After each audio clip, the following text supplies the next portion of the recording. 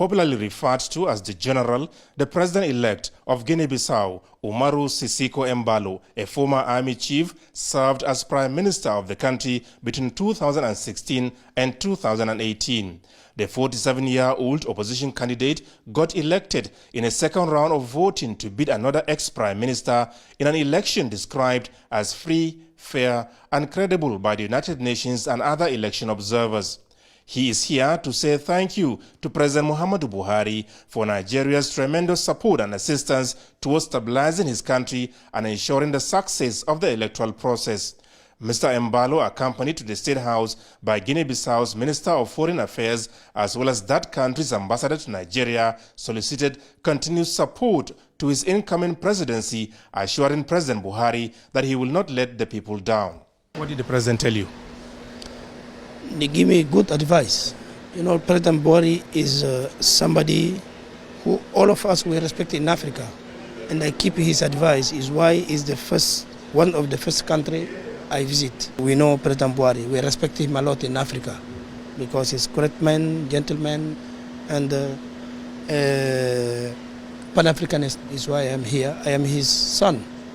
So don't forget, President Buhari. I can't call him President Buhari.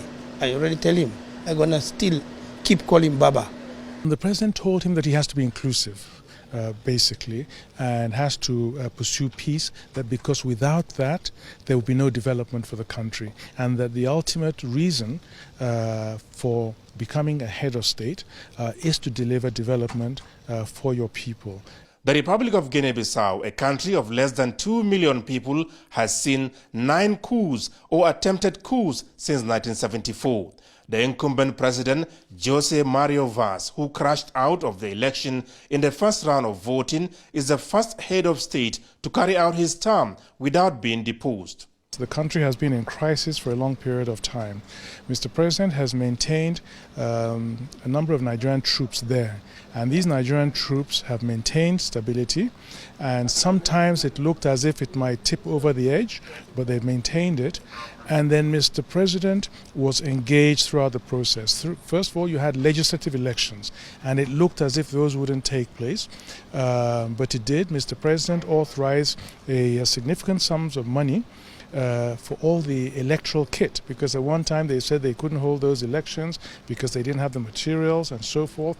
Mr. President provided resources for them, and so they had to go forward with that. He really shepherded them through the legislative elections. He sent me and the president of the ECOWAS Commission to Guinea-Bissau on about 4 or 5 occasions, you know, to keep everybody calm, keep all the political parties calm, moving them forward, and they kept moving forward. And then right at the very end, at one stage, it looked as if these presidential elections wouldn't take place because the incumbent president fired the prime minister who was supposed to organize the elections, and again it looked as if things would not work out.